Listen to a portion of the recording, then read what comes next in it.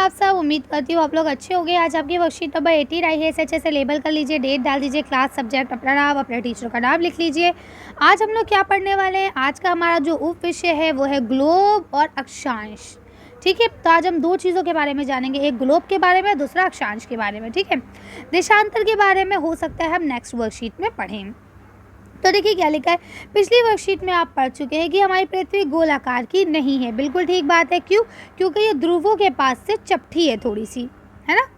ये उत्तर एवं दक्षिण ध्रुवों पर चपटी है और मध्य में थोड़ी उभरी हुई है और यहाँ से थोड़ी सी उभरी हुई है। क्या आप कल्पना कर सकते हैं कि ये कैसी दिखती होगी? ग्लोब पृथ्वी का लघु रूप में एक वास्तविक प्रतिरूप है, यानी कि ग्लोब जो है वो बिल्कुल हमारी पृथ्वी का रियल मॉडल है। जैसे हमारी पृथ्वी असलियत में वास्तव में नजर आती है, सेम ये ऐसे ही बनाया गया है। अब ग्लोब में क्या क्या चीज़ें होती है इसको जान लेते हैं। देखिए, सबसे ऊपर ये ध्रुव होता है, ये उत्तरी ध्रुव कहलाता है और नीचे वाला जो होता है ये आपका दक्षिणी ध्रुव कहलाता है। ठीक है, इसके अलावा बीच में एक कल्पित रेखा होती है जिसे हम लोग विषुवत रेखा कहते हैं, जो पृथ्वी को दो बराबर भागों में बांटती है। बेटा याद रखिएगा, ये असलियत में ऐसी कोई रेखाएं नहीं है, ये सिर्फ और सिर्फ साइंटिस्ट के द्वारा बनाई गई रेखाएं हैं ताकि उनका काम आसान हो सके, ताकि हम इजीली कोई भी जगह को ढूंढ सकें। ठीक है, अब जो ये इसके ऊपर का हिस्सा होगा ये सारा आपका उत्तरी गोलार्ध में आता है और जो नीचे वाला होगा वो सारा दक्षिणी गोलार्ध में आता है।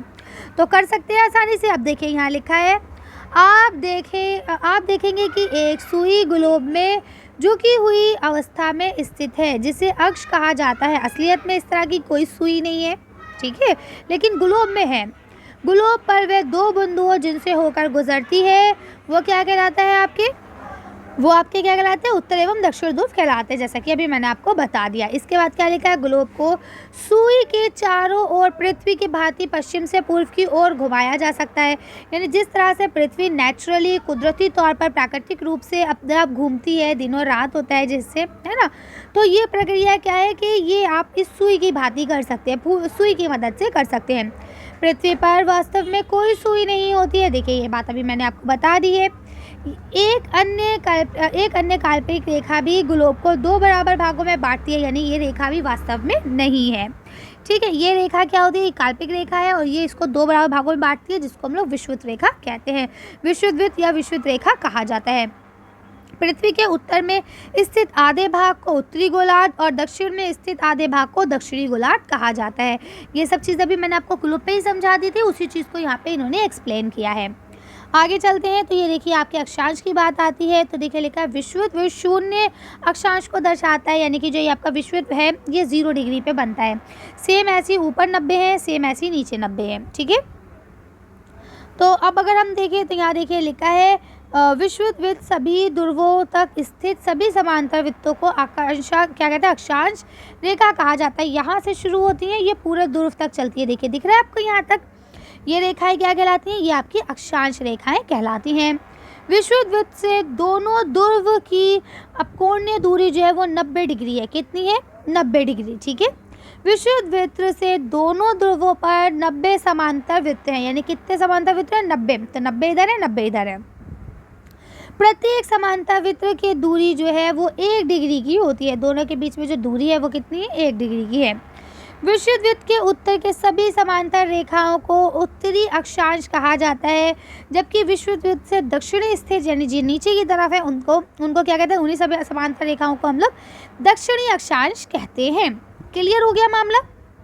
देखिए इसमें आपको समझ में नहीं आ रहा है, मैं आपको समझाती हूँ। एग्जाम्पल के तौर पर आपकी पृथ्वी है, इस पर एक कल्पित रेखाएं बनी हुई हैं इस तरह से।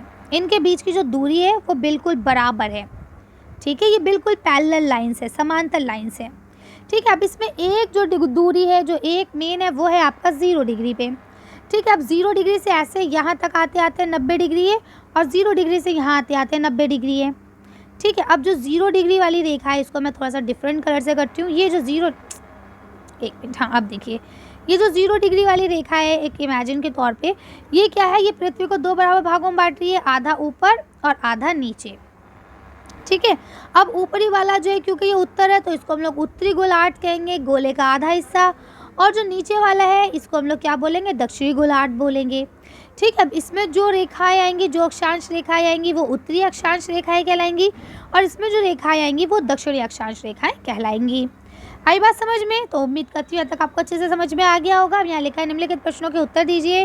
पहला प्रश्न लिखा है ग्लोब क्या है? तो चलिए इसका आंसर देखते हैं कि ग्लोब वास्तव में है क्या? तो अब आंसर यहाँ से लिख सकते हैं ग्लोब पृथ्वी का लघु रूप में एक वास्तविक प्रतिरूप है। ठीक है, यहाँ आपको दूसरा क्वेश्चन लिखा है विश्वयुद्ध वृत्त को परिभाषित कीजिए। तो आप इसका आंसर यहाँ से लिखेंगे ये एक अन्य काल्पनिक रेखा है जो ग्लोब को 2 बराबर भागों में बांटती है, इसे विश्वयुद्ध कहा जाता है। अब यहाँ आपका तीसरा क्वेश्चन लिखा है ग्लोब में कुल कितने अक्षांश है? तो चलिए देखते हैं। तो देखिए आप बता सकते हैं कि विश्वयुद्ध वृत्त से दोनों ध्रुवों पर 90 समांतर वृत्त हैं। ठीक है, तो लिख सकते हैं। चलिए तो आज की वीडियो को हम ये खत्म करते हैं। आज की वर्कशीट में बस इतना है। अगर आपका वीडियो पसंद आई हो तो प्लीज़ इसे लाइक शेयर करें। अगर अभी तक आपने हमारे चैनल को सब्सक्राइब नहीं किया तो प्लीज़ मेरे चैनल को सब्सक्राइब करें। Thank you for watching.